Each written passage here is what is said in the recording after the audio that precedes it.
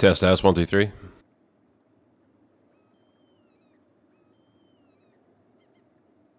Test S 1 2 3.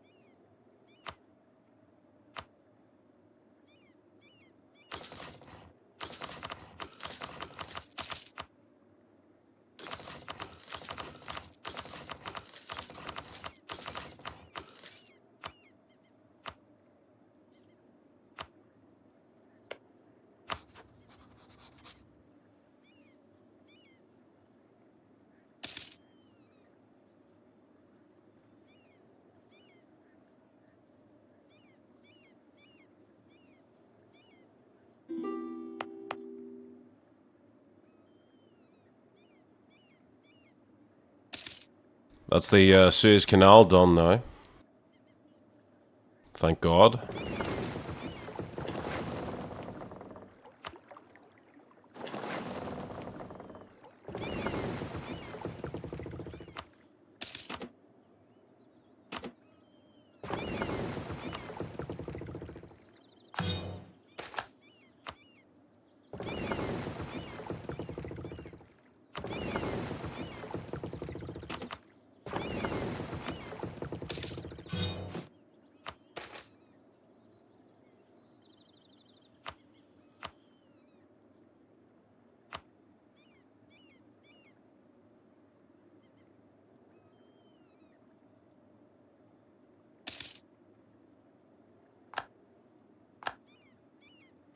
What the fuck is going on here?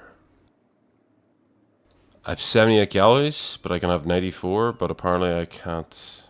Why is it saying 94, but I can only build 57? What is going on?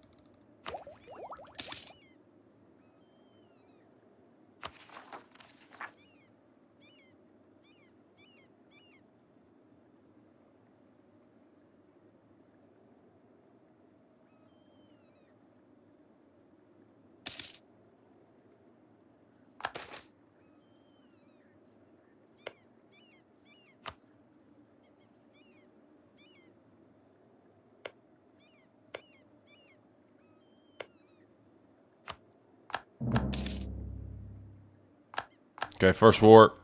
It's going to be against Gurkhani.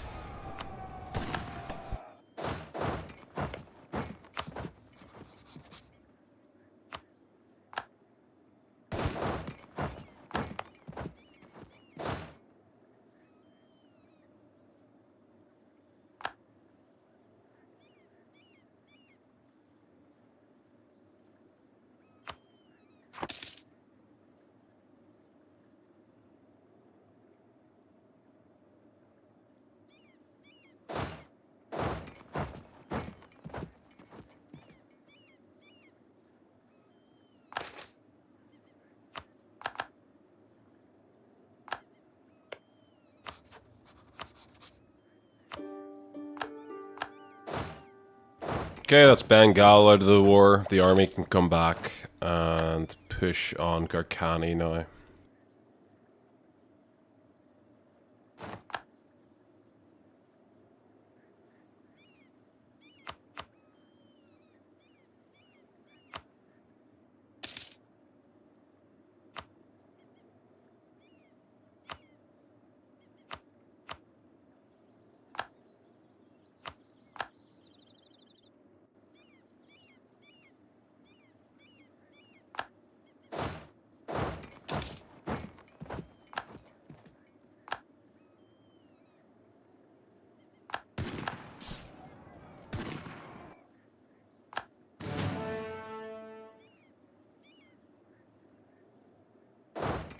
Hey, how's it going?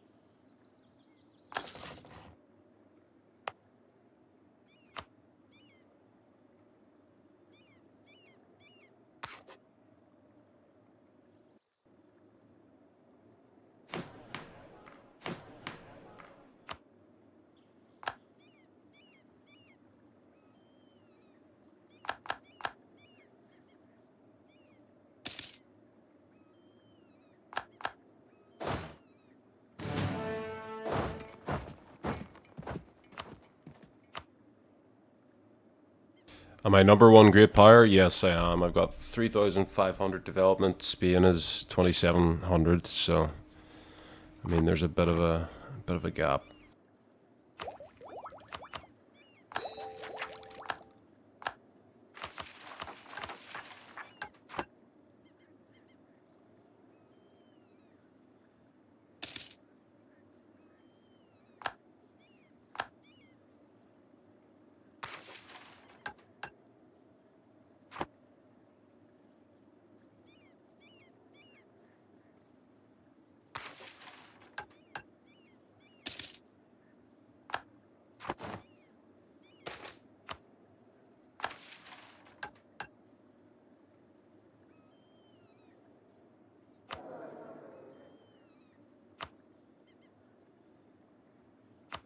Yeah, so the goal is to basically just conquer India and take its trade.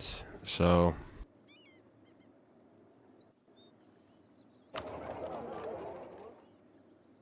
for perspective, the English Channel is 270, but I'm collecting from both Venice and Genoa.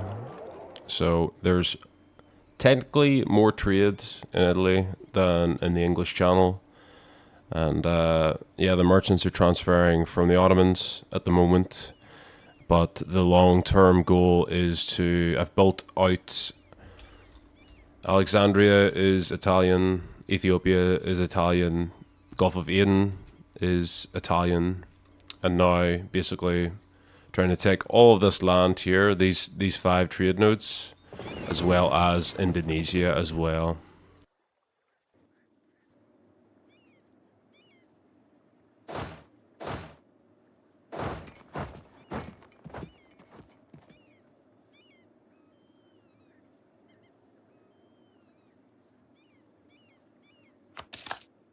Yeah, I mean it's definitely abstract. Like trade and tax and production are pretty abstract concepts, but once you like figure it out, and I'm not saying I'm an expert by any means, but like you can get like you can understand like maybe 90%, and you'll be fine. But like there's like little nuances and stuff to everything, of course.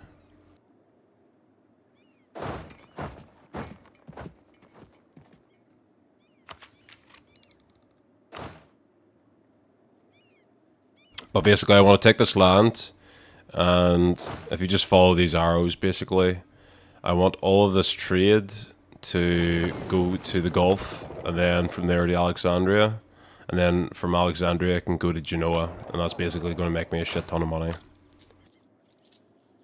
So income comparison, just might as well do it while we're here.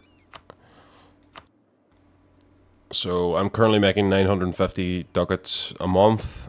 The next is Great Britain at 490. So trade is absolutely huge at the moment.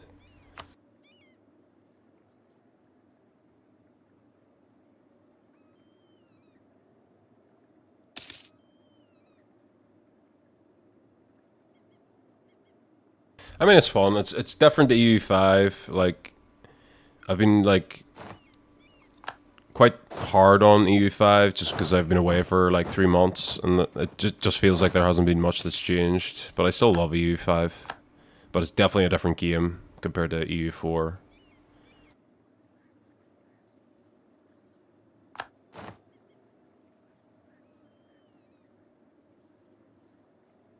EU4 is easier than Hoi 4. I haven't played Hoi 4 in like quite a while. I want to say like 2 or 3 years. I mean, I played it at the start and I liked it. It was fun. But I have not played that much recently.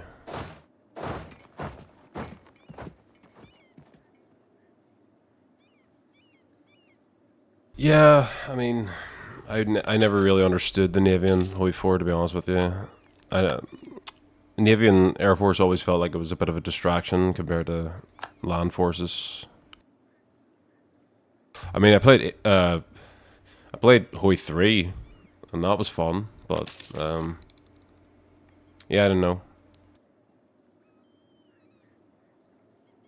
Like I like encirclements, and like you get your encirclement, and then you just like stack wipe them. Like that's super fucking satisfying in Hoi 4. Like,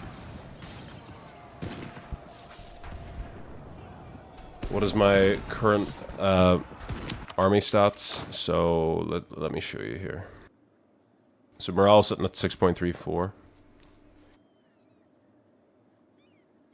Discipline, we'll call it 110, okay? And then we got infantry combat ability, 25% as well.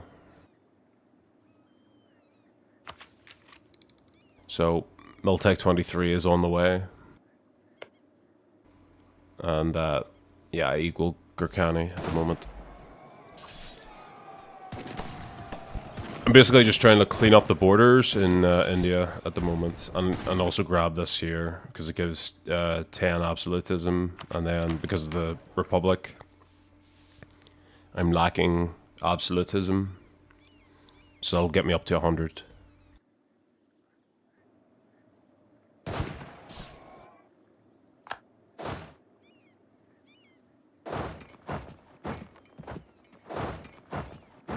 Absolutism is like, it's super hard to explain.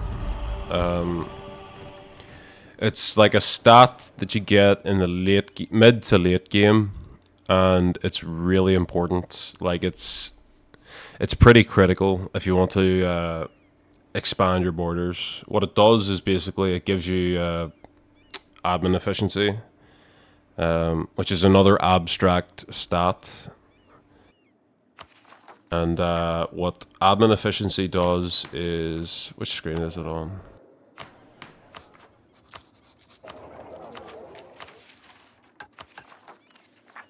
I can't remember where it is, but what it does... there it is there, 42%. Yeah. So what it does is it basically makes it cheaper and faster to core things. So it basically just speeds up the rate at which you can conquer lands. So it means, like, for example, you can take more land in a peace deal, but you can also at the same time to core that land faster, and you can also it costs you less to core it as well. So it's very critical if you want to expand quickly like this here.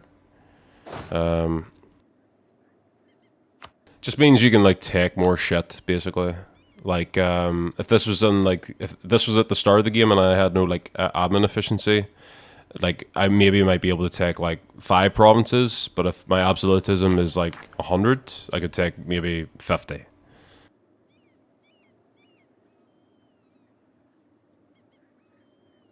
It's one of the few stats that's important in this game.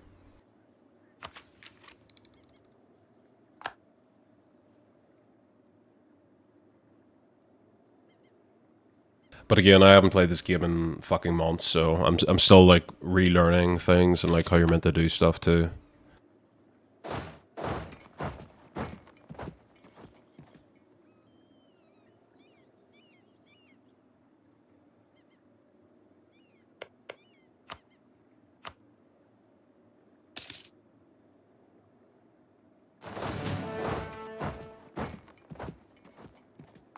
I mean, I don't need loans because the economy is just absolutely fucking booming at the moment.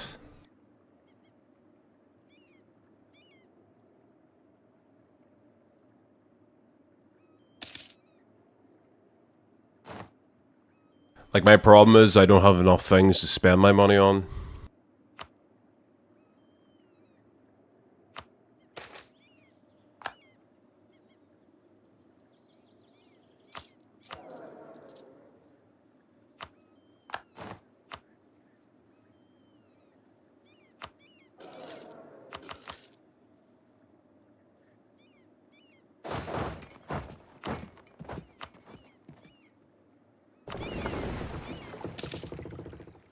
Yeah, it's 500 ducats a month. Well, it's like 900 after before expenses, but the reason why it's so high is because I'm transferring trade from the Ottomans. So if you see here, my trade nodes 53%, 49%, 61%. Like, but I own none of these provinces. So like once my deal with the Ottomans runs out, then I'm going to lose this trade power, and it's like going to go down to like maybe 200.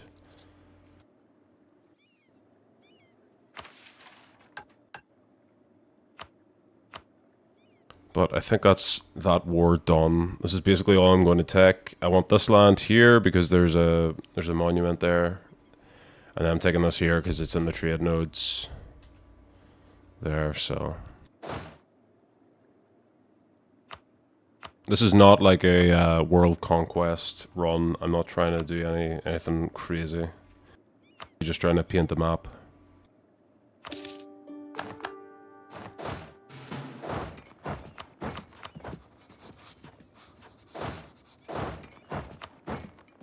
So that is the war against Gurkhani done. I can start upgrading the Nizwa fort, and this is going to give 10 absolutism.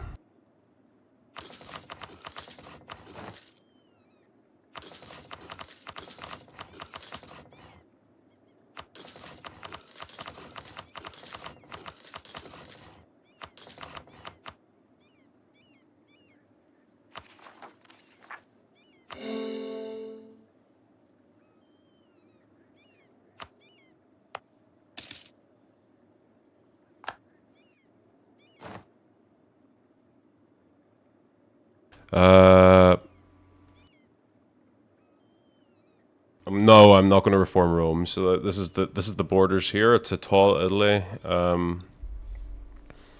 If I had to put it in like Koi 4 terms, I would basically explain to you that like the focus tree is designed around reforming the Roman Empire. Okay, so like I'm fighting gravity at the moment because I want to play a tall Italy. So these are the borders in Europe. They're not going to change. This is Italy, and yeah, I'm building a colonial empire. But the mission tree does not reflect like what I'm trying to do. So like all my claims are like in France or Austria, Spain and stuff. So like the mission tree wants me to go here, but I'm going east instead. I've taken like most of East Africa, and then yeah, so basically like going around the trade nodes, taking the land, and then yeah, working my way out to India. This will be conquered. And then Indonesia after that there. And just not trying to do the whole Roman thing, you know. And I'm not getting coalition at the moment. Like, everybody's pretty much my friend, except for the Ottomans and Gurkhani. Just the usual suspects that I keep getting into wars with. But in, like, Europe, everything's absolutely fine. Because, again, the borders aren't expanding. So everybody loves me. And then, like, here, the Indians do not like the Italians. Because, obviously, the Italians are conquering India. But it's at the stage now where like everything is like blobbed. So there's like 3 countries I need to fight to take India, and like if I'm not at war with them, I've got a truce with them. Okay, my allies. Okay, Great Britain, the Netherlands, and Czechoslovakia, otherwise known as Bohemia, are my allies. We aren't actually allied at the moment because we got annulled because of a war, but yeah, so Czechoslovakia is just doing their thing in the east, and then Great Britain, there's not a lot to write home about. I've been feeding them land. This is not them doing it by themselves. This is artificial. So I've given them this land, and it's the same story for the Netherlands too. Netherlands was originally, believe it or not, Burgundy, and they formed the Netherlands, so it's kind of cool. I've kept them around. But then Britain attacked the Netherlands and has seized land from them now, so like this is my alliance bloc, but they're also rivals too.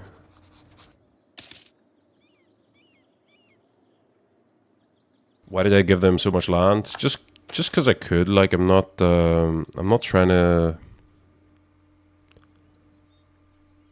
I'm not trying to like min-max things or stuff. Like I just want to LARP basically. Like I will do things that are not optimal. Not because I can, but because like I want to do it. I think it's cool.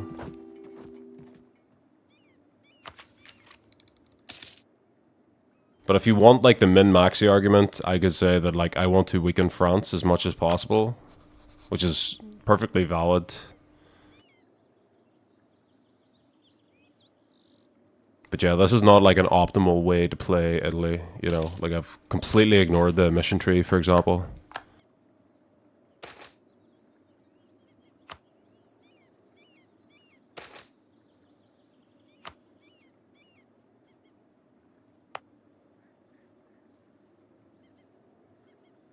Yeah, I mean, for sure, for sure. Like I went to war with the Dutch there yesterday, even though like we are like the best of friends.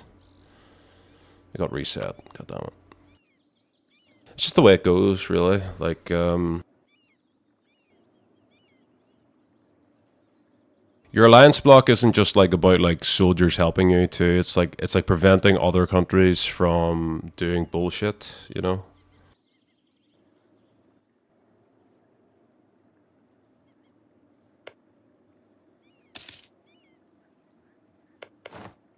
Okay, next war.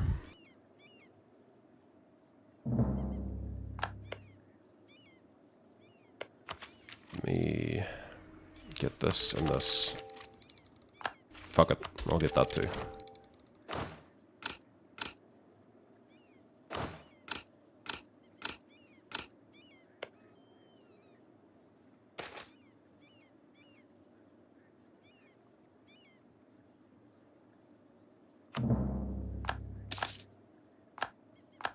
Okay, that's the imperialism CB unlocked, which is going to make life very easy.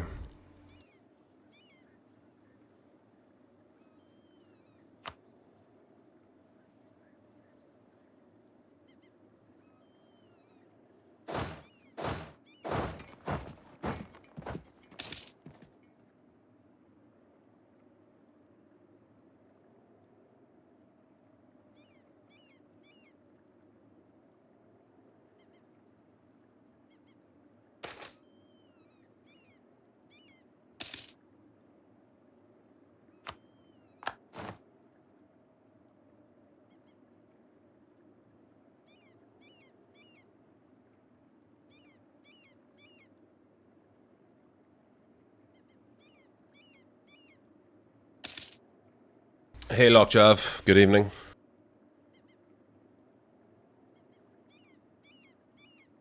It's only like the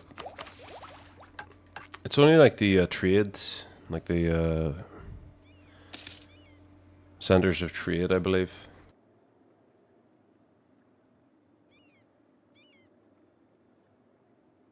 Yeah, that has a center of trade, so like it basically doesn't make a difference.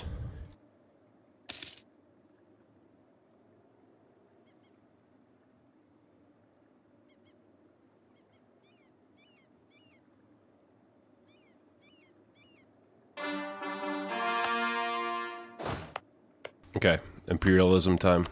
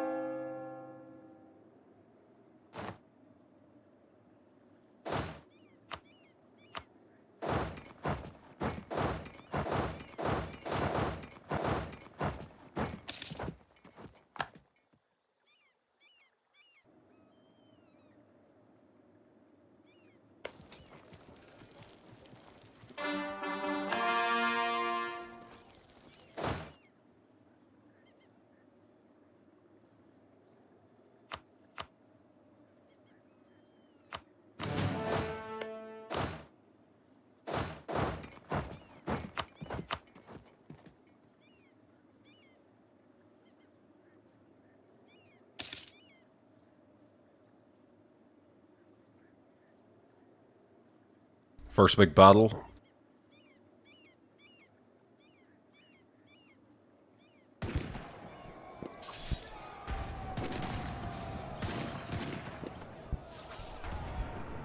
Now the Italians are fighting with an artillery disadvantage, but they also have morale on their side. And very bad rules.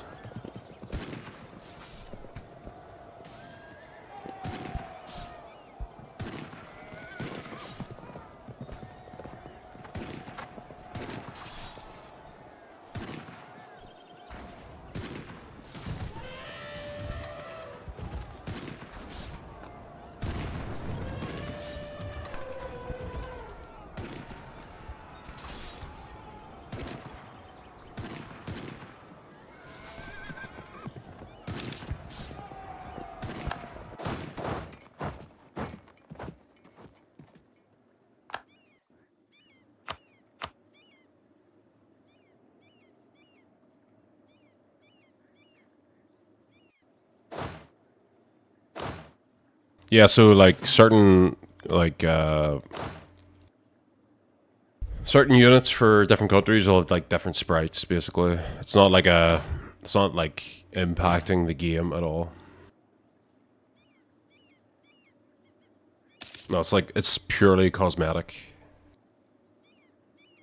Just like flavor, you know, like Swedish units will have like different sprites to the British and stuff.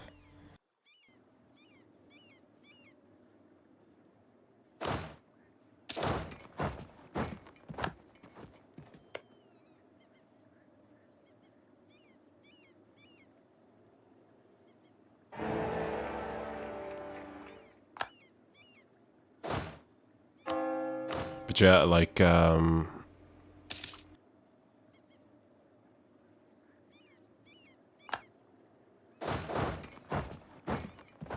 like combat is like super simple in this game. Basically, you've got combat width here, okay, and this is like 36, which means like this is the amount of regiments that can fight, okay. So ideally, you want to have 36 frontline units, whether it be infantry or cavalry. So you, like in my case, I want 32 infantry and I want 4 cavalry, basically, is how it works. But then there's the back line, which is artillery, and you want to have 36 artillery in the back line as well. That's basically how combat works in EU4. Like the reason why I lost that battle isn't because my units were like lower quality. It's because I didn't have the artillery in the back line and they did. So I'm basically waiting for this stack to siege this down. And once I get these other 18 artillery into the fight, I'm going to win every single battle. Which bit didn't make sense? I'll explain it. I'll show you in the next battle what I mean.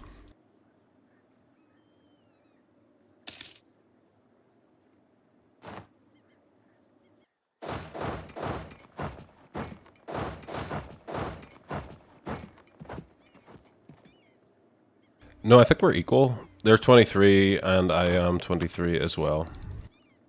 But what I'm saying is I had less artillery in the battle, and that's why it like the Italians lost the battle.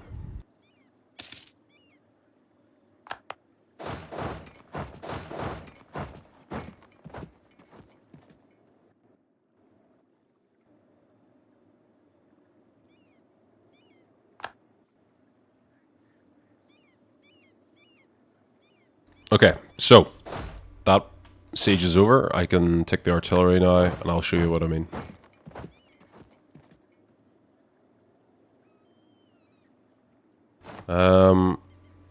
Ottomans are fine, honestly. You just have to like know how to deal with them.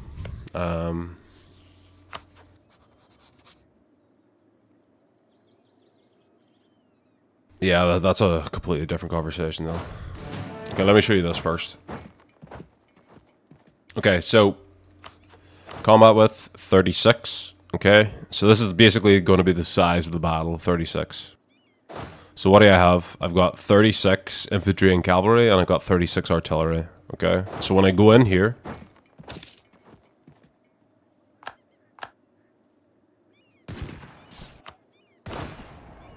okay, this width here, this is combat width. So there's 36 of these across. And you can see that I've got artillery everywhere, and I've got infantry and cavalry, okay?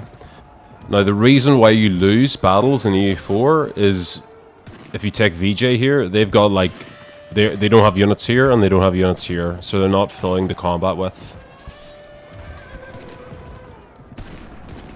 So they're going to get absolutely slaughtered in this battle, basically. Okay, so they've reinforced now. Oh, let me slow this down. They've reinforced now, so like their units have went in and they filled the combat width. But the problem is that they only have this much artillery, whereas like the Italians are the Italians have 36 artillery.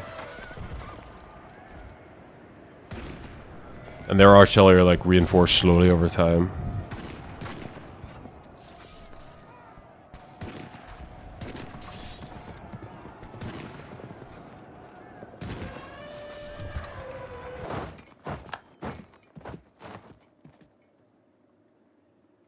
The dark color in the middle, what do you mean?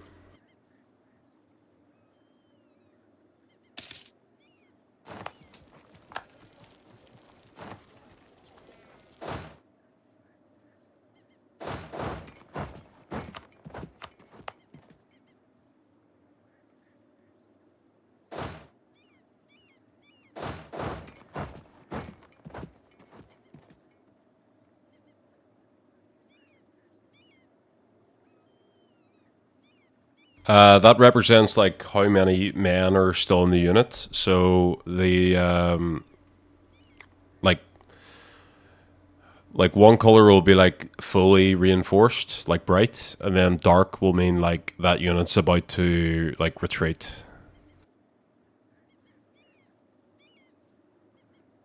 And the reason why I retreated from that battle is because I didn't have troops to reinforce the ones that were getting defeated.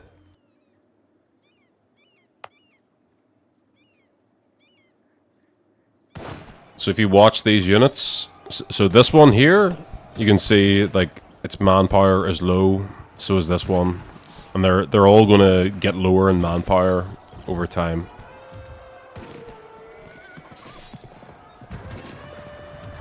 See, getting darker, getting darker.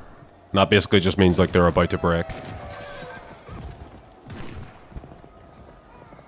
Mine are getting darker too.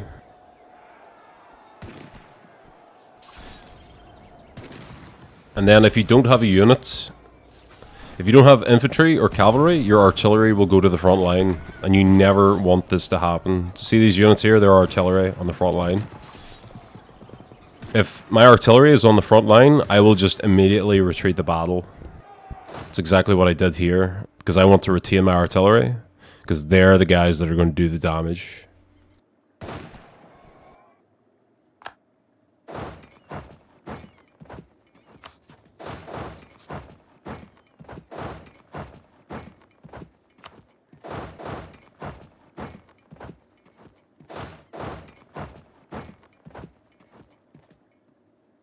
White cav, you want a couple of units of cav, but you don't want to, like, they're very expensive to begin with. So, like, for one regiment, okay, you know, context, there's 337 regiments in the army. Okay, so the army is quite expensive, but for an infantry regiment, you're paying 0.27 ducats. With a cavalry, you're paying 0.68. And the way that the techs work over the game, infantry become better and better, okay? So, like, there is an argument to be made that you should have, like, 12 cavalry and 12 infantry at the start of the game, if you can do that, because cavalry are going to be very, very good relative to their stats. But as you get more and more techs, infantry get better and better.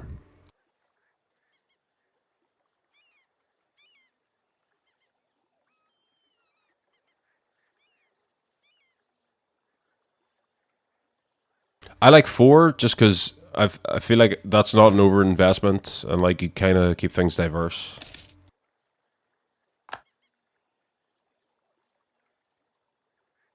But like you would never, I don't think I've ever ran more than 4 cav in the past 10 years.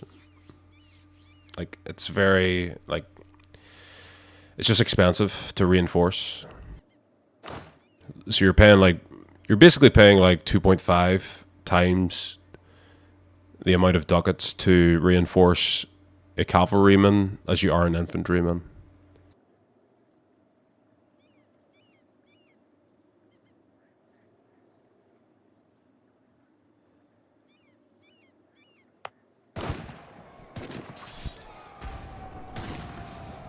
Okay, this is a good example. Like, I have no artillery here, so like this is going to be a really bad battle for me until my stack comes in with 36 artillery.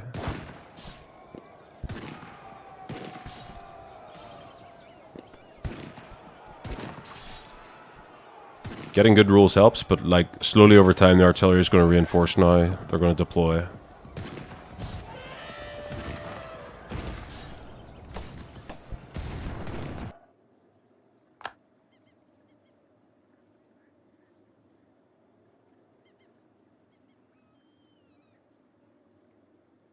Yeah, no, it's not. Like, it's absolutely not about troops. Like, I mean, you need troops, but,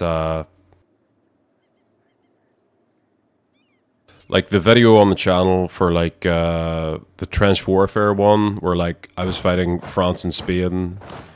I had 100,000, they had 1,000,000. Like, manpower isn't the only... It's not the only thing, like...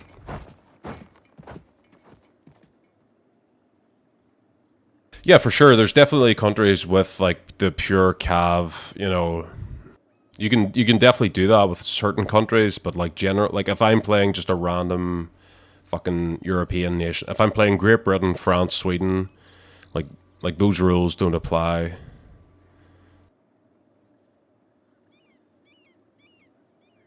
But you are right. Like there is cav civs. I mean, like the Mongols.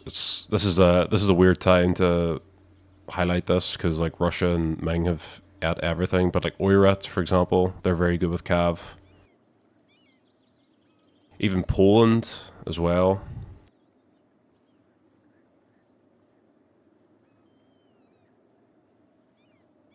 It just depends how much you can stack like cavalry combat ability, and it's actually really fun to play like cavalry civs, but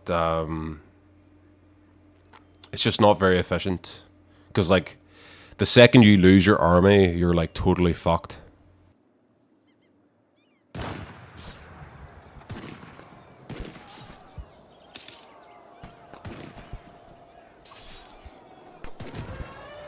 Yeah, Marines are good. I like Marines. They're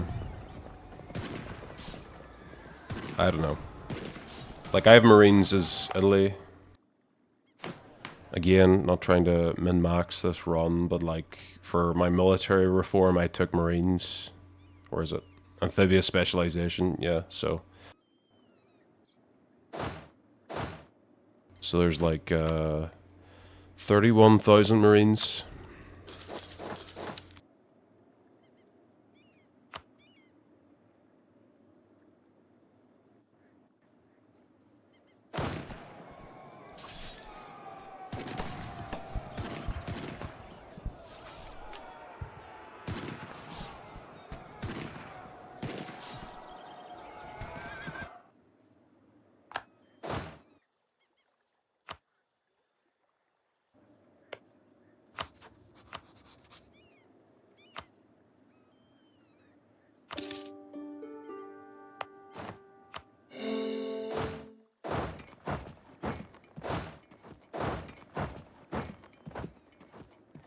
No, I don't touch mercenaries, generally speaking. I didn't have enough money in the early game to touch mercenaries.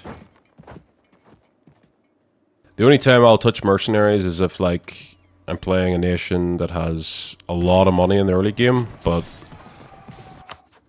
you've got this other stat called army professionalism, and if you recruit mercenaries, this actually gets lower, and it gives, what, like, shock damage, fire damage, general cost, you know. It's very important to get the stat high, but if I recruit mercenaries, it'll go down.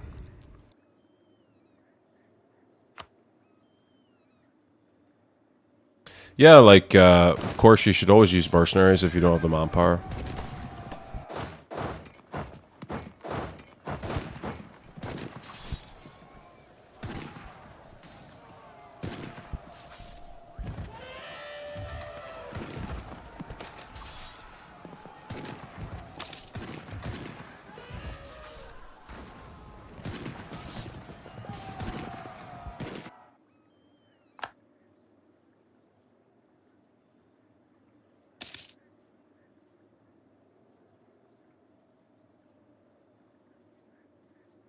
I just always, like, I would use mercenaries if I don't have manpower and I have lots of money, but, like, usually I don't run out of manpower, basically.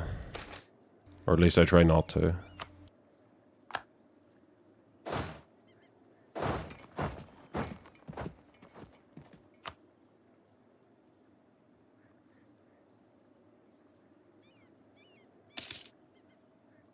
Yeah, for sure too. Like you can totally fuck your economy up just to if the war is going to be worth it in the end, you can totally fuck up your economy just to get ahead.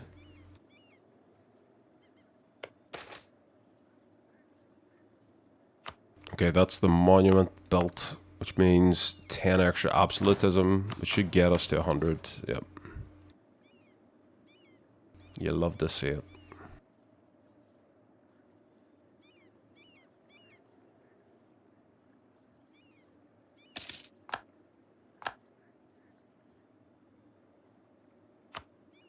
I think I'll just take the coast in this war.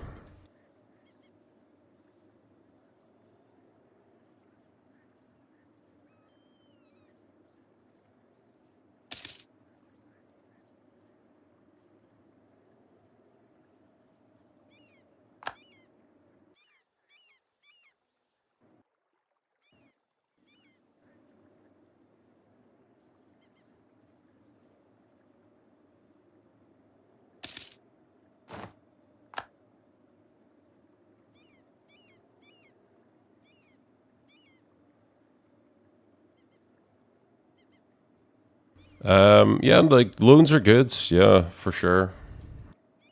I mean, if you have to.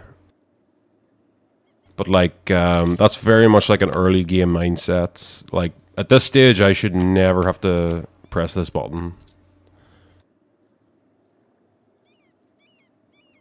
But definitely in the early game, yes, there's arguments for like why you should take loans and stuff.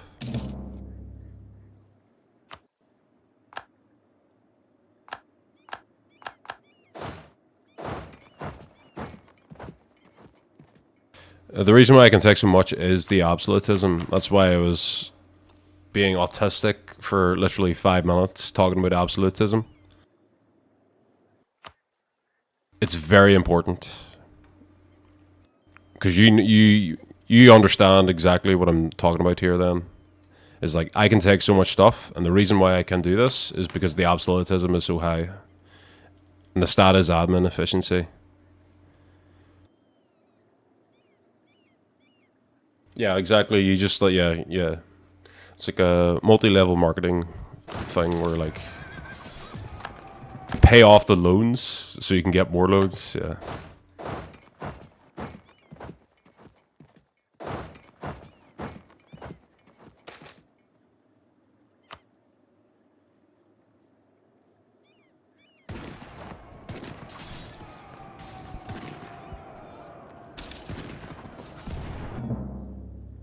Because loans scale with like your development, I believe. I don't actually know how they work, but like I'm guessing it's development. So like if you take loans to win a war and you get a lot of development out of it, like then you can take bigger loans after the war and pay off your lesser loans. Like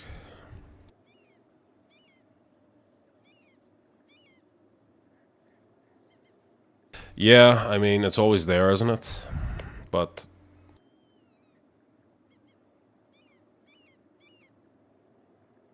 I don't want to fuck up my borders. This is beautiful.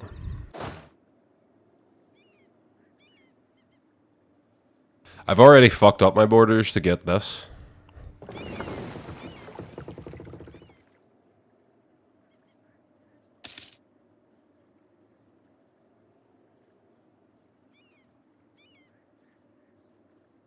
Yeah, like bankruptcy is like, is it real if you don't think about it?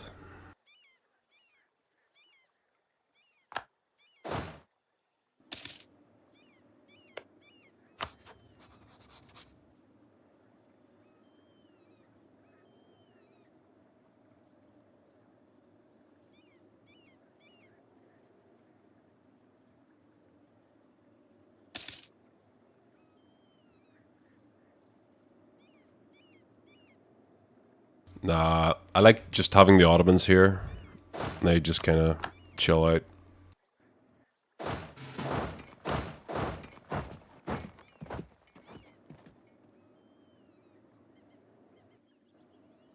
I'd like Russia to take more land from the Ottomans, but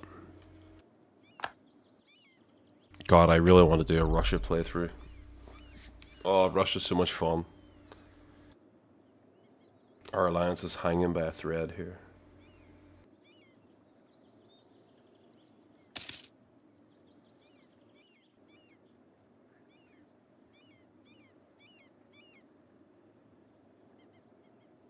I mean, if you're the player, Russia is really good, but like for whatever reason, consistently the AI is just fucking retarded on Russia.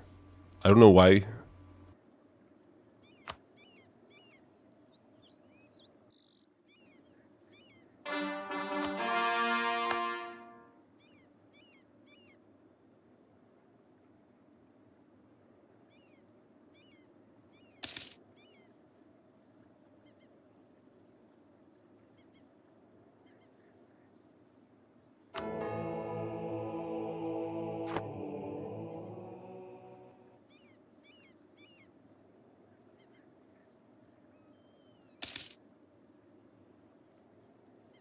Novgorod, Russia. I've never done that before.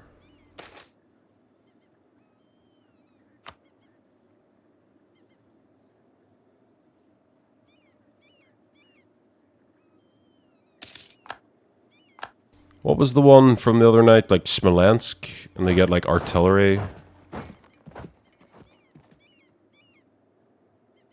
Like that sounds fun.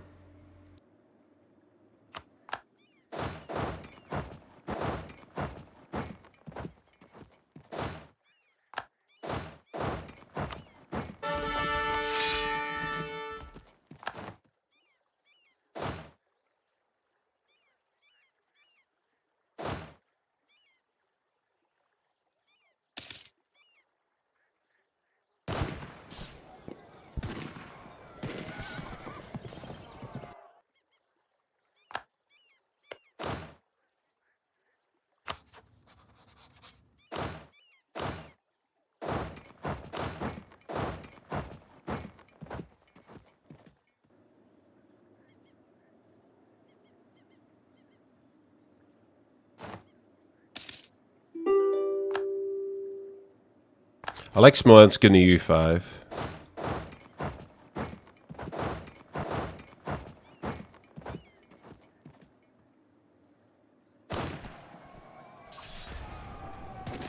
I don't know, I think they did a great job in Eastern Europe for EU5. Like, there's so many, like, random countries here. It's great.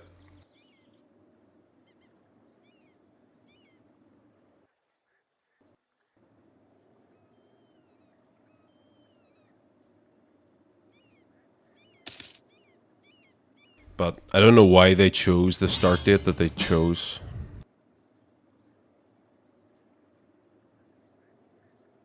Is EU5 better than EU4? I don't know. That's a really, like, no, not at the moment. No, I don't think so. I think mission trees, for as much as I hate them in EU4, because I like if you pick a nation, you basically have to like do an exam. You have to like revise the entire mission tree and like figure out like, okay, how does this country work? I don't like that in EU4. But that being said, in EU5, with the absence of mission trees, it makes the game just really fucking boring. Like, there's nothing to like strive for, which I think is the issue. But I can see long-term EU5 being better than EU4. Like, there's a lot of things I like about EU5, because I originally came from Vic 2. That was my game. So, like, the pop system, I fucking love. I love it in EU5. It's fantastic. Like, individual, like, small population centers, like, basically defining how your country works. I love it. Whereas, like, in EU4, it's admin, dev, and military power, basically. So there's good things and bad things about both games, but EU4 is definitely more polished, I would say. But EU5 definitely has potential. And I'm not just saying that because, you know, oh, well, I want EU5 to do well, cope, but like there's a lot of fundamental systems that are in EU5 from the older games that aren't in EU4. Can you tell me, how to make information window pop up on my right screen? Which information window? This? What do you mean? You're all good. You're all good. Your English is perfect. You speak better English than I do. It's this button here. So you've got your speed here, and then this button.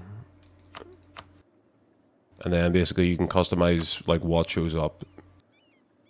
So say for example, okay, I don't like I'm looking at 36,000 men in each army. Maybe I don't want to like look at that anymore. I can like uncheck that. You know? Just deter like it's just you can this window is more important because it tells you like what you can and can't put on the window. Okay, Great Britain, war against the Ottomans. I don't really want to fight this, but I have men to fight it, so I will anyway.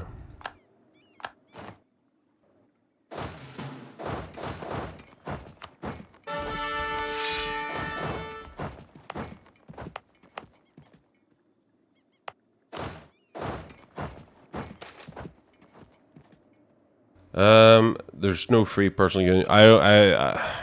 Mate, I haven't played EU5 in like 3 months' time, so I actually forget how it works. But the retarded thing, what they did was that they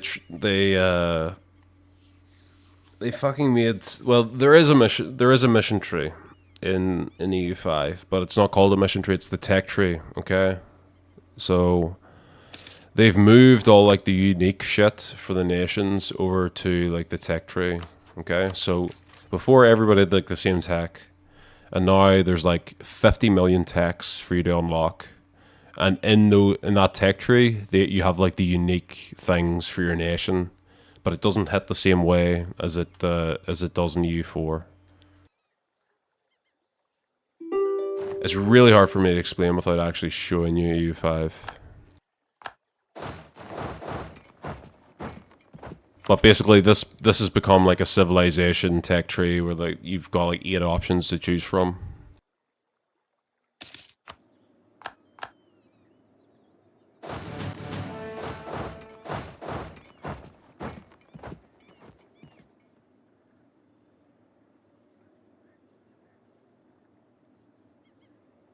Yeah, like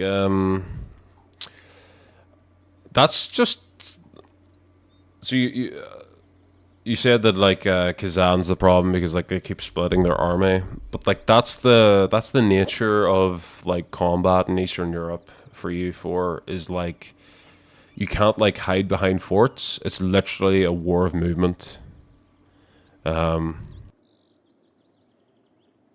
You said Kazan, so I'm assuming you're in like the early game. So like what I would do is like I would not split my army. I would just consolidate and I would like keep my stack together and I would never overextend basically. Because the second you start overextending, that's the second you die. They will split their army and they will like try to carpet siege and stuff, but like you just like go for their forts, you go for the capital, you go for their forts, you concentrate your armies, take them down, and then after that there you can wipe out the army.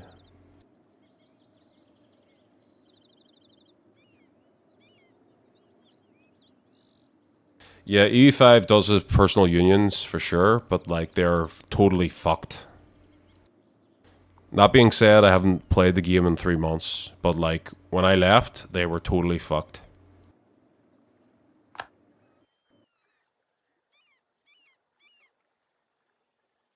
If I got like a PU in this campaign, I won't because I'm a republic, obviously. But if I did get a like a PU on Britain, I'd be like, "Fuck yeah, that's awesome!" Like it feels good. If you get a PU in EU5, you're like, "Oh fuck," just more bullshit to manage now.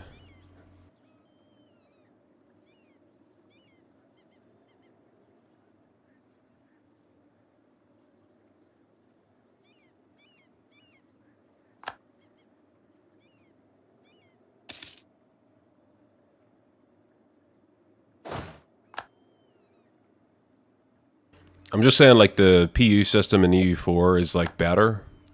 It's simpler. There's less going on. It's not as complicated, but it still feels better somehow.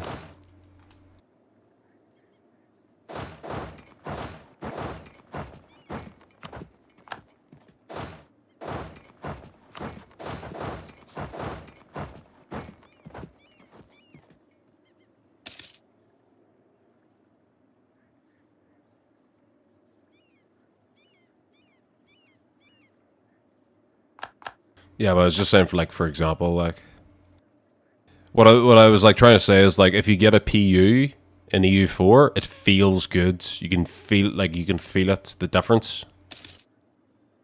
Whereas like in EU5, like I don't feel the difference. I'm not like excited to get the PU, because you have to work for it, or you may not have to work for it in EU4.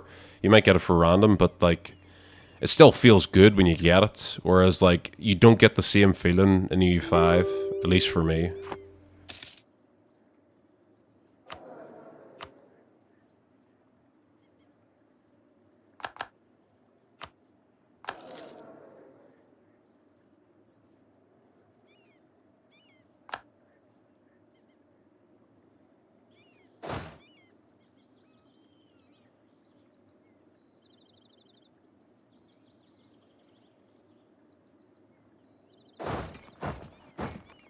Yeah, you gotta be careful about coalitions. Like, you can't fuck around with them.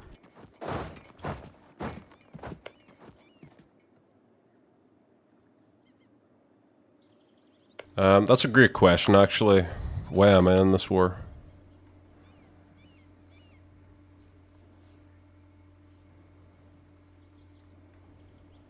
I guess it's just like Austria shit then.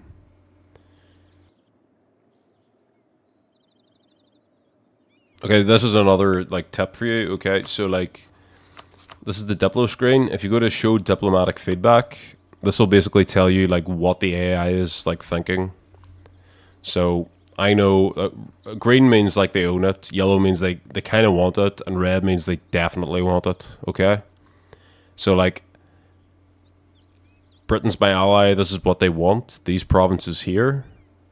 So I definitely will never take any of these. Not that I would anyway, but like I'll never take these if I want to keep the alliance with Britain.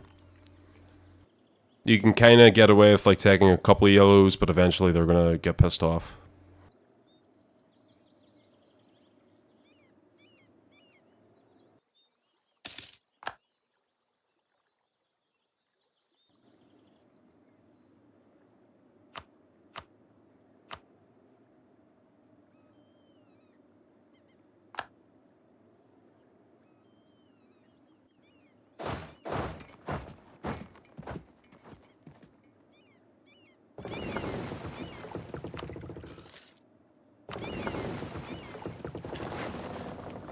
Lockjaw, I think you were right, and I get out of this war for trade power again because that shit was insane.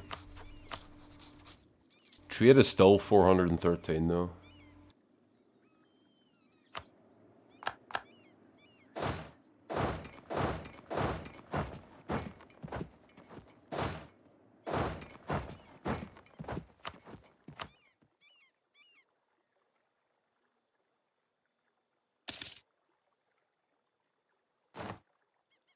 Yeah, colonial empires is a little bit fucked in EU4.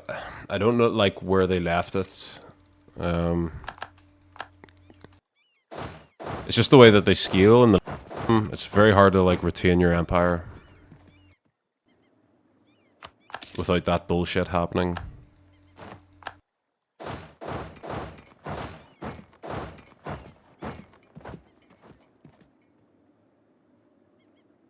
I don't mind it in the early game, like if you're playing as France and like somebody supports your subject, you know, that's on you, but like late game you're like, you know, 13 colonies. Like these guys are going to get like Liberty Desire. Yeah, 100% Liberty Desire.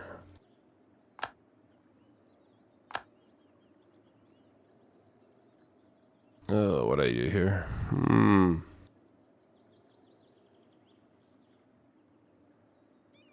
I guess I just do this.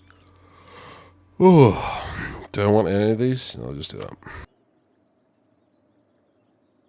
Yeah, so like this is AI Britain, and that like 13 colonies is sitting on 100% Liberty Desire. Like, it's not fun. And Newfoundland as well. Like, I kind of get 13 colonies probably should have 100% Liberty Desire, but like, there's no reason why Canada should as well.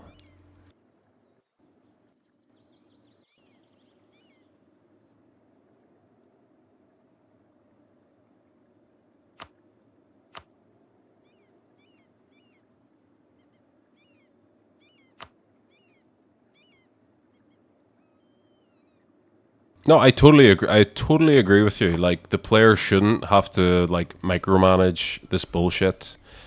Like maybe the 13 colonies, okay? Maybe. But just from like the USA perspective. But what like British Louisiana like sitting on 37%, which is actually pretty fucking high compared to they only have 45k and they're basically rebellious.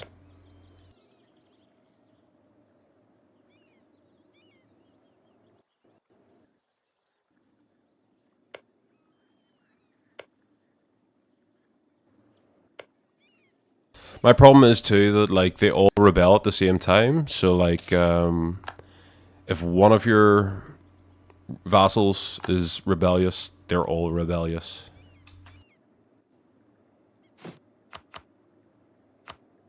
But anyway, that's why I don't play colonial nations.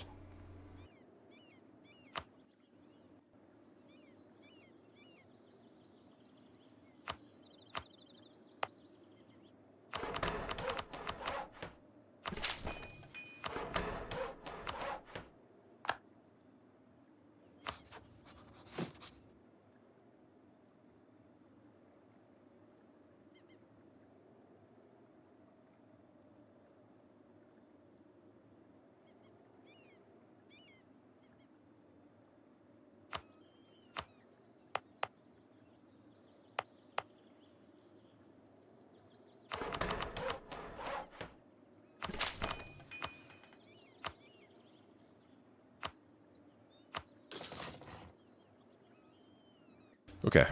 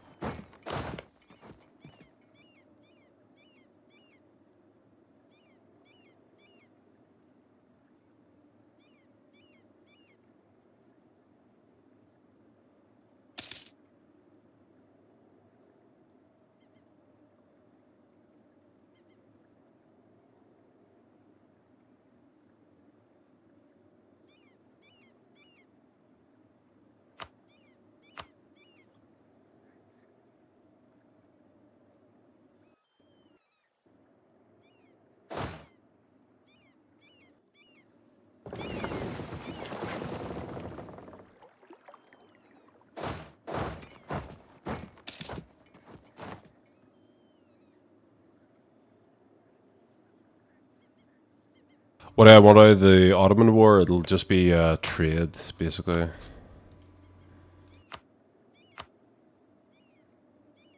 Transfer trade power. I don't need anything else. And the Ottomans have like 300,000.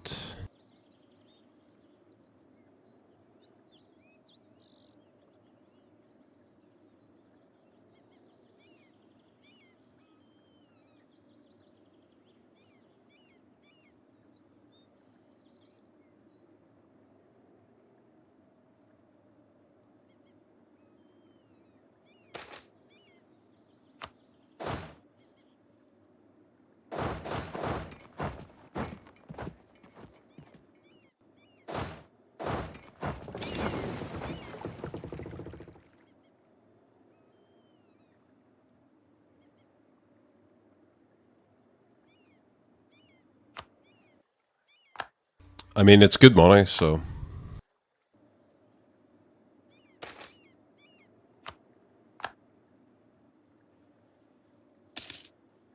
You were right. I will give you that there. That was a great idea.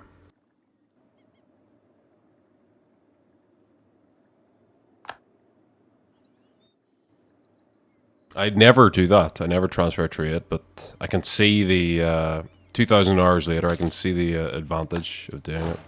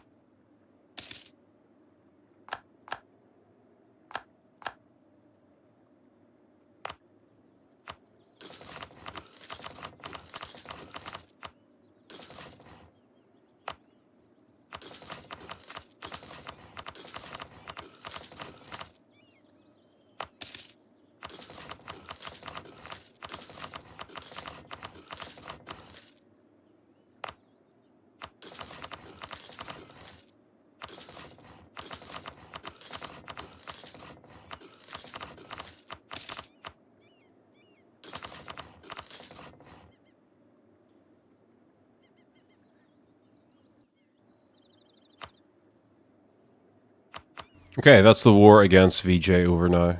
I'll take their entire coast, a little bit of this part of India, and make them landlocked. Boom. Sorted.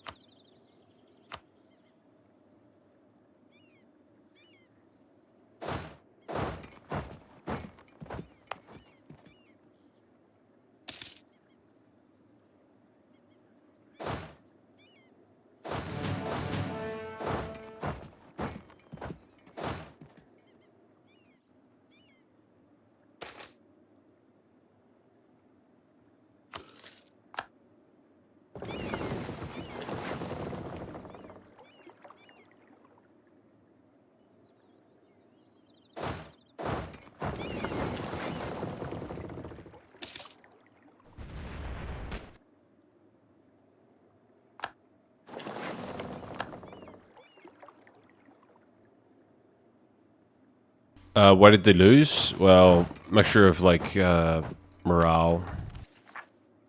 My units can basically stay in the fight longer.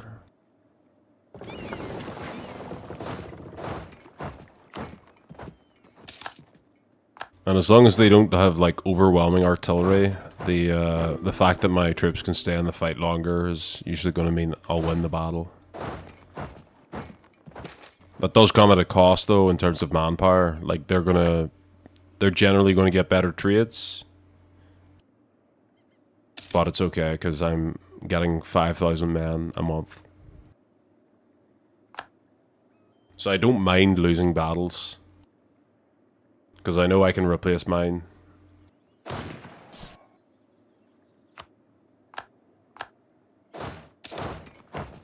Ottomans also have like decadence too. Where is it? Let me show you. It's like a debuff, yeah.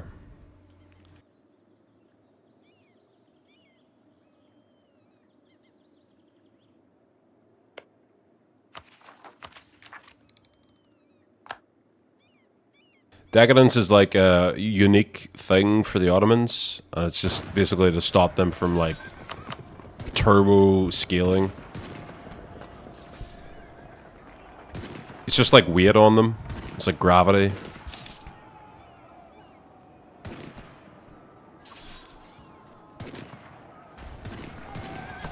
This has stopped them from like snowballing too quickly.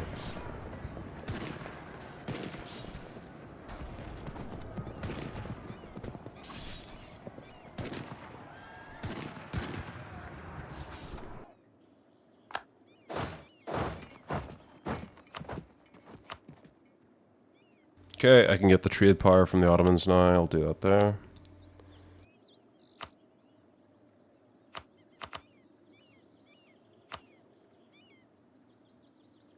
Perfect.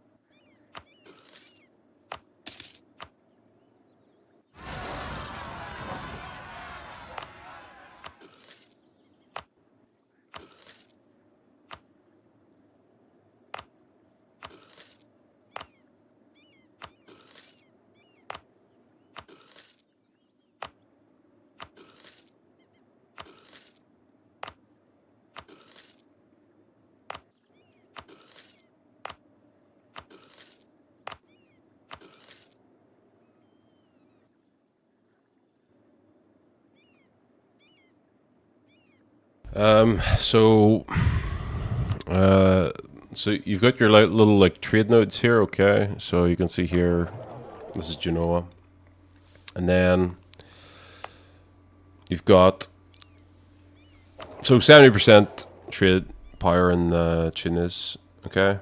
But not all provinces are the same. Some provinces have like strategic value, okay? So this one's got a natural harbor, and you can basically upgrade this from level 1 to level 3. This one's level 2.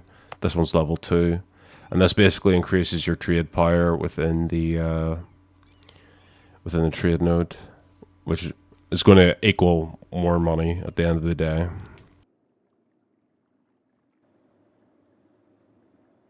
How long am I going to stream? It's been an hour and a half, so I'll probably stream another like hour and a half, like halfway at the moment.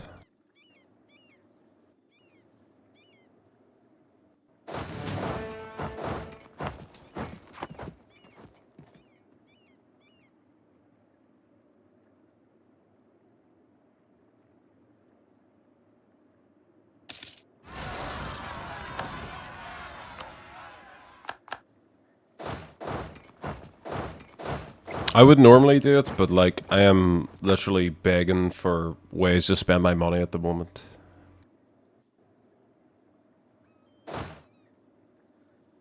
Like these are only actions I would take when like I am like, okay, I have to spend, I've got £5 in the bank. What do I spend it on? Kind of decision making.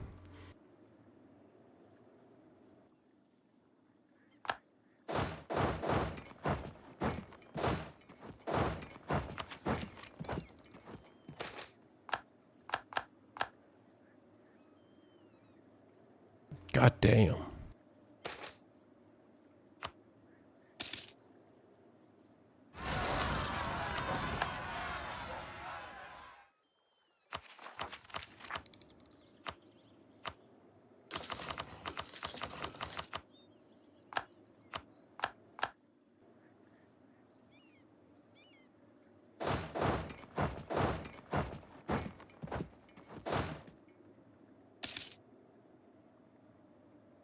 Almost, almost. Just waiting for the course.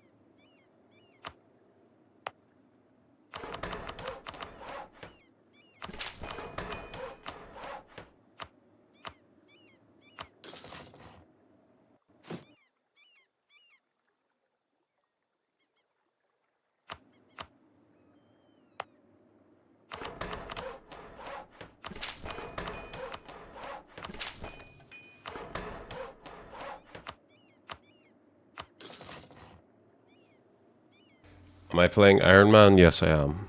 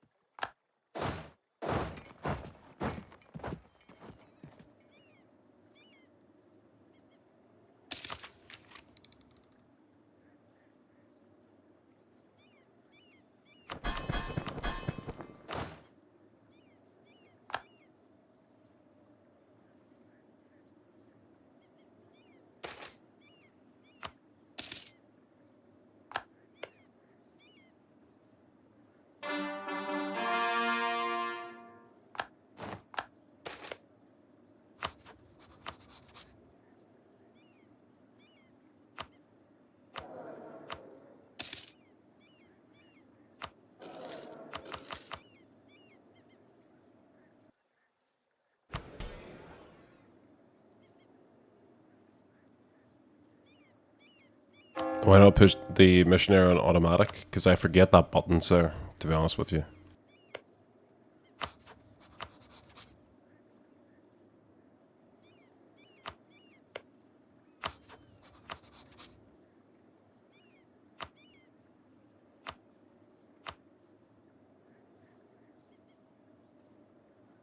Okay, I think it's to the next Indian War.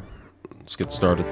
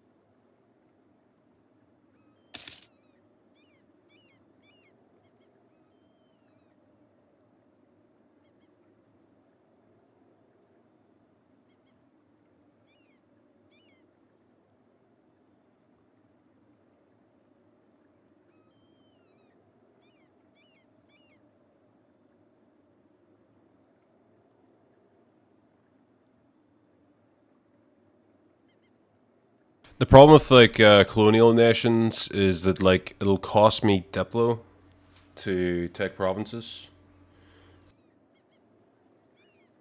So I don't like that.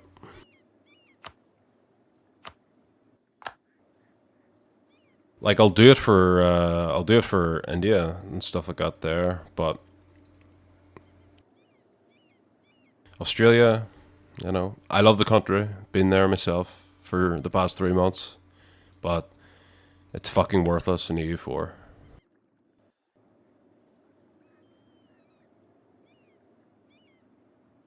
Will I betray GB? Probably not at this stage. Maybe. I mean, I really have. There's no interest in betraying Great Britain at the current state because, like, I can go after Spain. You know, maybe after Spain's done, I can betray Britain, but there's still like so much land there to take. Like, I don't need to betray them. Plus, they kind of like balance out France, so I never have to worry about France now. They're just kind of they're not out of the game, but they're just down.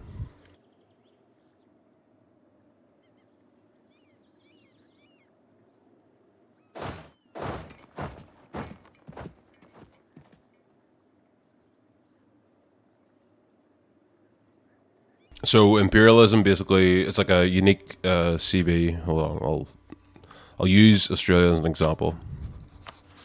You get it for like every nation, and basically like lets you take stuff without that low cost.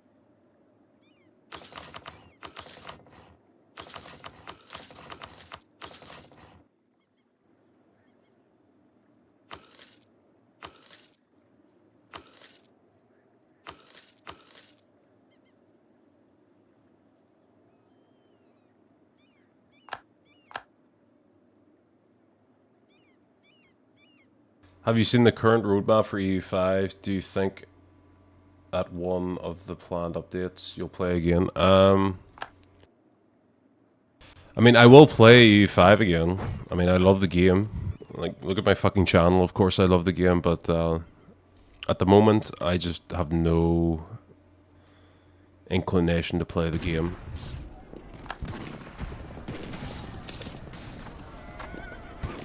I need there to be like, I need to see something that like it's going in the right direction, because like,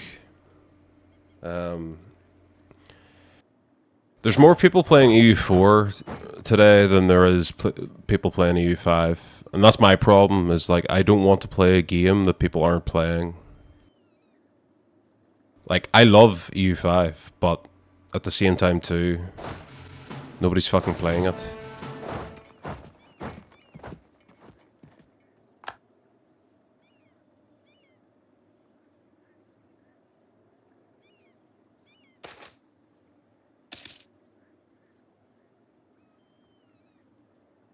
To answer your question, no, I haven't seen the roadmap. I've been away for a couple of months, so.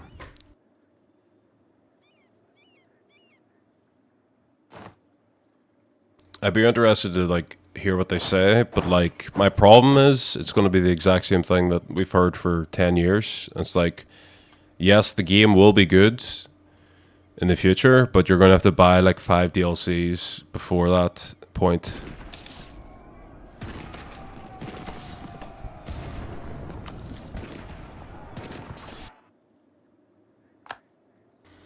Don't get me wrong, I don't mind paying for the DLC. Like, if RimWorld releases a DLC, I'll fucking buy it immediately because I know I'm getting like value.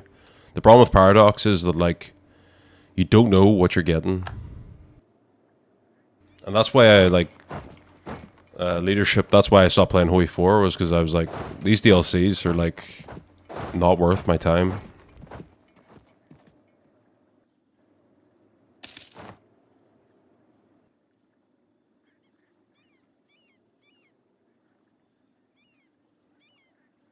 Pirate republics can get imperialism early. That's actually insane. Was it easy to form Italy? Yes, it was. You just basically take this, and it's like the most highest dev part of Europe, so you really don't have to worry about anything. As long as like you have like a strong alliance network. So like I had France, Austria, and Hungary, and that basically stopped. There was coalitions in the early game, but like France, Austria, and Hungary basically stopped any threat of a coalition. Are they doing overhauls? I don't know. I literally have not touched it since like April. Might have been May actually, but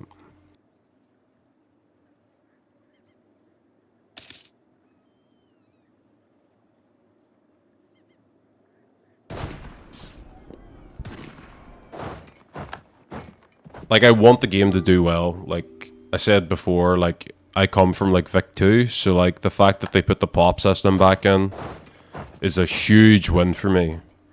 It is fucking huge that they put it back in. But at the same time, they like there's so many other parts of the game that like have issues.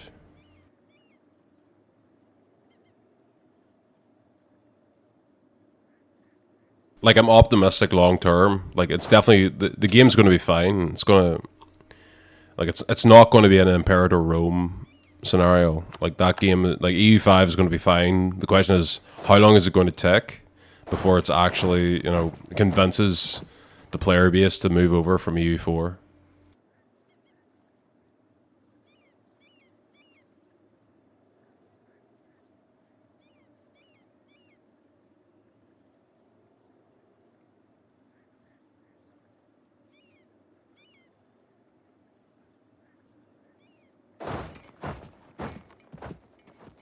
Yeah, like the Fate of the Phoenix, like should be a free DLC and stuff. Like, I get it from their perspective. Like they have to make money. They're a company. They have to pay wages and stuff like that. There, but at the same time too, like my issue is like they take it for granted that they can just like ship a DLC every quarter and like people are gonna buy it. That's why I like use RimWorld as an example, is because like when they release like a DLC, it's like, oh shit. It's like, whoa, it's like something to get excited about. Whereas like Paradox and other DLCs, that's just like it's a date on a calendar. Like that's the problem.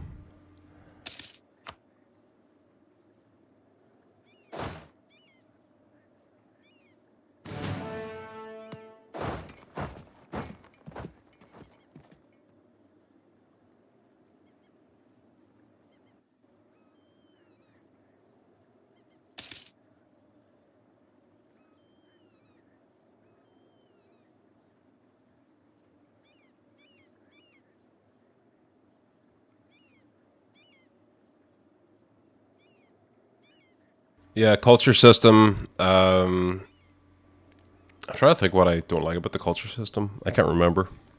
But I remember PUs are fucking awful. Like, I just fucking hate that you have to have like different laws for like the PUs. And it's just like so much micromanagement.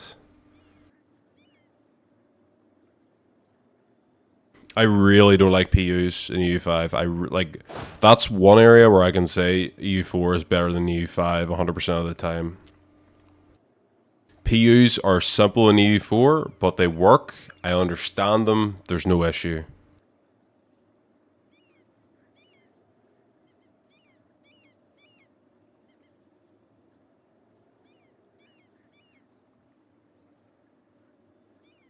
Yeah, I bought it on launch too because it's fucking EU5. Like, of course I'm going to play that game, but like, yeah.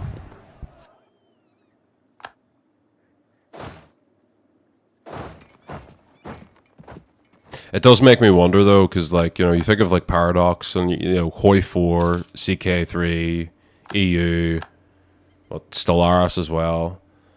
Like you say like Paradox, but it's actually not really Paradox. You've got like these individual like studios that make up Paradox. So like CK3 is doing like really well, like phenomenally well, and then like you have EU5. They are the same company, but like they're like different people. So it's hard to judge them in that regard. Culture capacity? Yeah. I'm trying to remember now. It's been a while. I remember like bumping, yeah, because you would have to like culture capacity, yes, and also like cultural influence and like how that system works. I have real issues with cultural influence in EU5.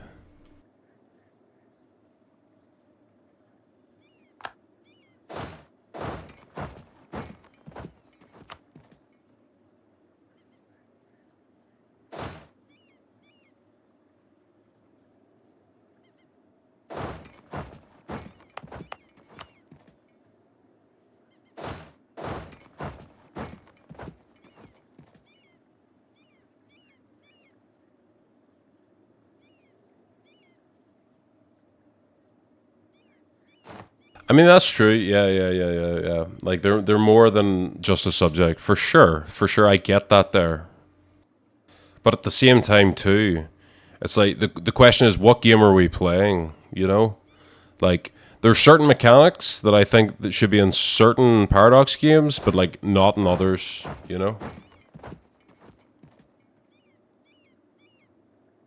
Like the obvious example for me is like basically EU5 tried to be like a little bit too much like CK3, and that really fucked me off. And I think with like just like the monarchs having a lot more detail to them. The fucking if there was one thing, okay, if you've got like a little lamp and there's a genie inside, and I've got one wish for EU5, it is fucking take out the levy system from EU5. I don't know why they stole that from CK3 and they thought it was going to be good, but that entire system is totally that is a system not designed for an EU game.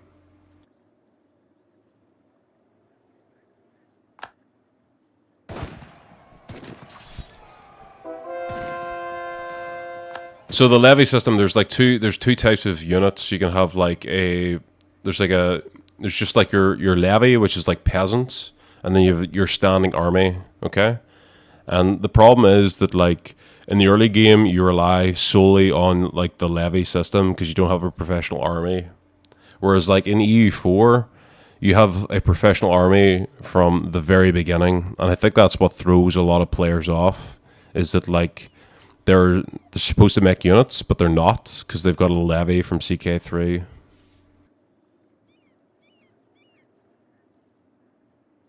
Yeah, for sure. Historically speaking, yeah, sure, yeah. But I'm just like, okay, so like I look at the stats like once a month on like Steam to see which game is doing better, and EU4 is doing better than EU5. And my question is, why is that the case?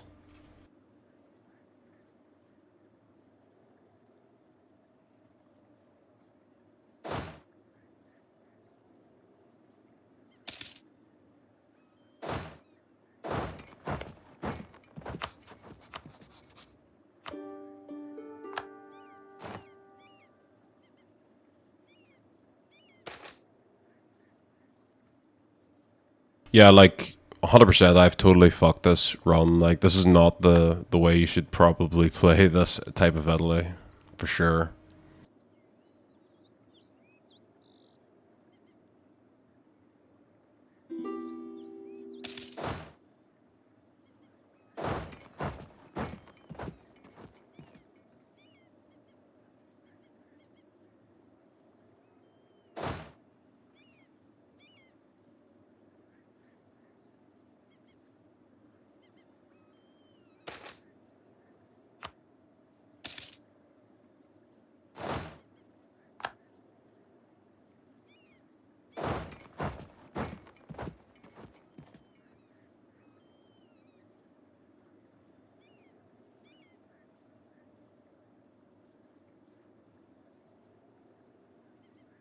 Yeah, the thing about EU4 is like the mission tree just gives you momentum, especially in the early game too.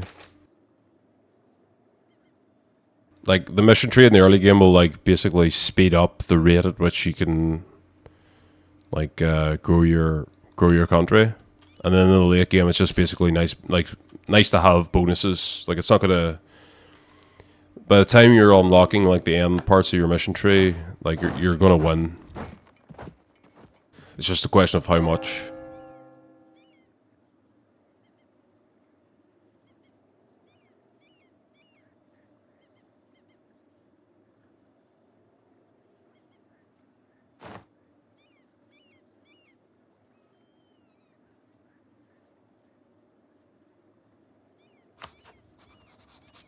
Your brother must play like a lot of EU4. Like it's very like niche. You wouldn't normally hear that.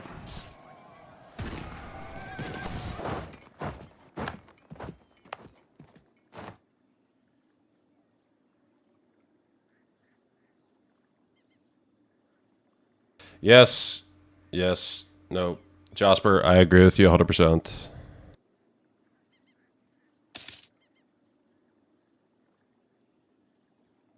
The player just needs like a goal. It doesn't matter what the goal is, but like they have to have something to strive towards. Whereas like when I was doing the EU5 videos, I just felt like I was just constantly like I can play EU4 on speed 3 and like have fun. Whereas like on EU5, I was like constantly speeding up because like nothing was happening. There was like no sense of progression.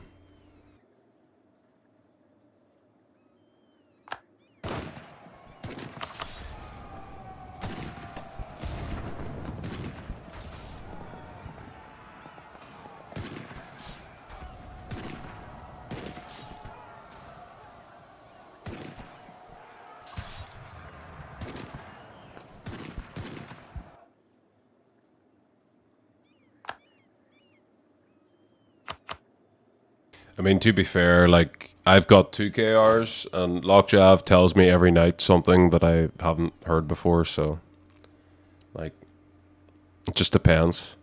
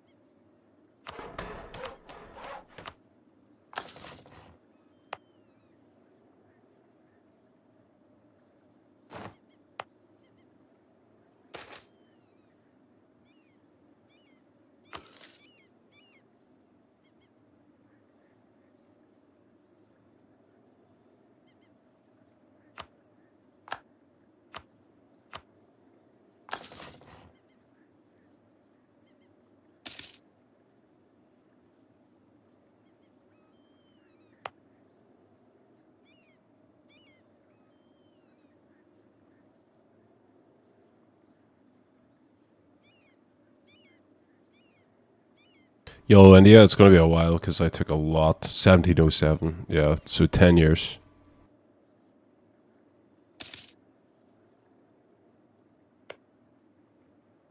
But Bengal's open after, so. Have I played the Mughals? Years ago. Fucking years ago. Like a long, long time ago.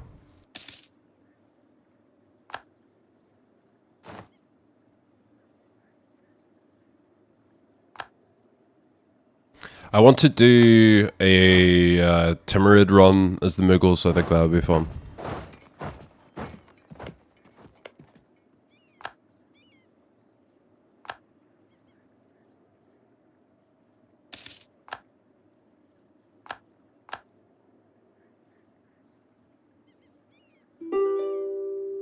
Which game is it? The rugby or the football?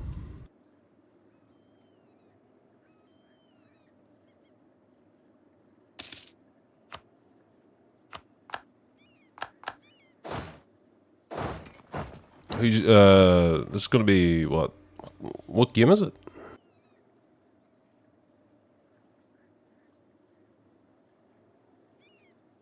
Oh shit! Actually, okay. Fuck.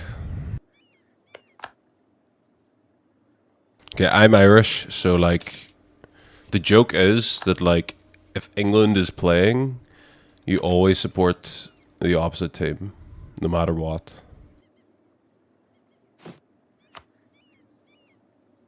So I was getting worried there for a while. I thought, shit, maybe I was coming home.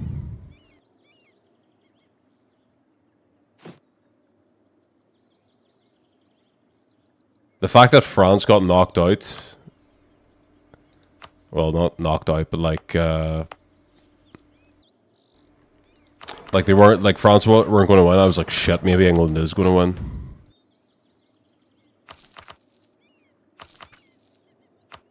And then the Argentines dealt with them. Like, fuck.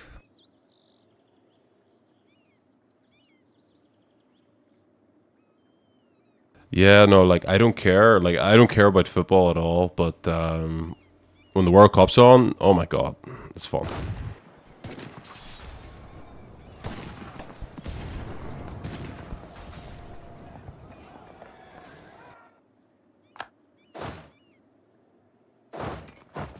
Yeah, it was funny. Like when I was in Australia, like there was like different like groups. Yeah, it was, like the way I would describe it, like people like travelers, like backpackers. There's like different. Like, it was like a prison gang thing, you know, like a prison movie. You'd have like different gangs.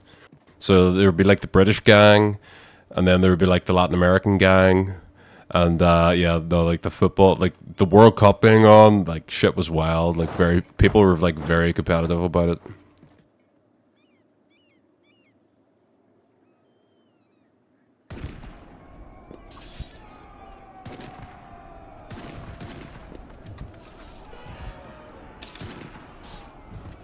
But yeah, no, like Scotland played Haiti, so like me and all like the Scottish guys, we went out, and yeah, we had a good time. It was a good match. All the Scottish guys came down, like the fucking Scotland playing Haiti in football, and like all the Scottish guys came down in the morning, and they had like their kilts on. It was like absolutely insane. Because like they had obviously came from fucking Scotland. Okay, so they've got like limited supplies. Like there's limited shit that you can put in your bag. But I was like, of course the fucking Scots have put like kilts in their fucking bags because they knew that the World Cup was going to be on in like 3 months' time. Insane behavior, but that's the Scots.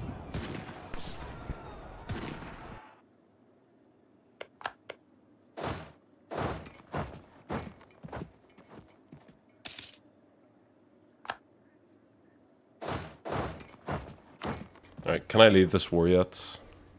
I cannot. Which country are you from? Tell us.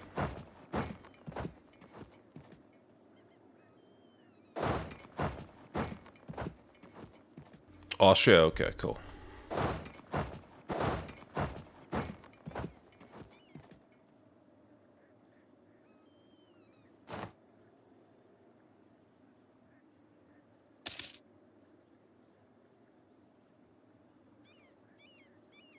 I mean, I pay attention to the football like once every 4 years. Like, I could not give a fuck.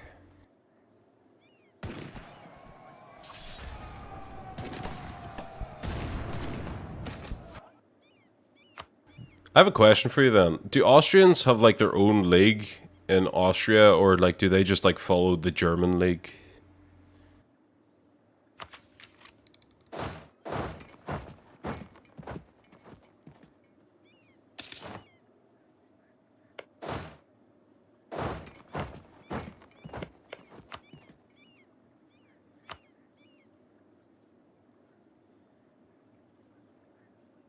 Okay, cool.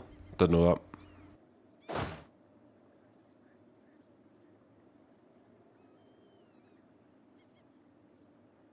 No, I'm the same. I'm the same. Like if the World Cup's on, I'll watch it. But like I'm not like I don't follow football.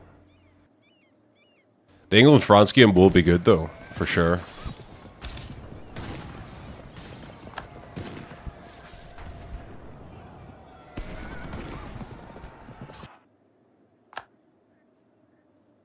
Yeah, Bundesliga. Yep.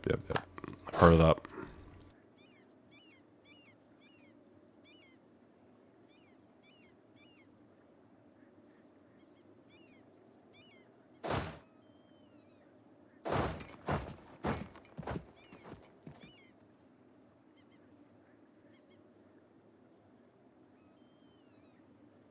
Yeah, I think I'll cut the stream then. Thank you for telling me. I'm gonna go watch that.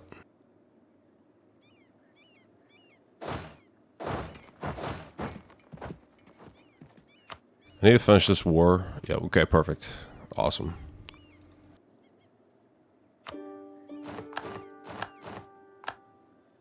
Okay, that's done. Another chunk of India. Boom. Yeah, so consolidation in India today. Got the most of the coastline of India. What else has been done? Took the Seer bit from the Gurkhanis. Got the plus 10 on the absolutism. But not much going on in Europe at the moment.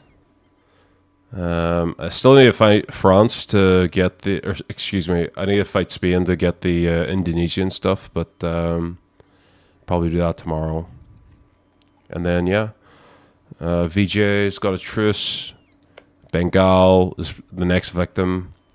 And then, yeah, just consolidating India, and then I can move on to like other greener pastures as well. So I think that's pretty much it. Grab the rest of Alexandria too.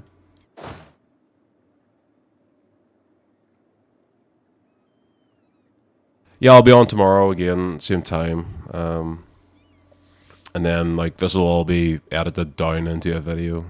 So, but yeah, that's. I hope you learned something. You know, it makes a change of lockjaw teaching me everything to hopefully help you. So, yep. Right. God bless. Good luck, and I hope France wins in the football. Okay, we'll see. We'll see. Right. Bye.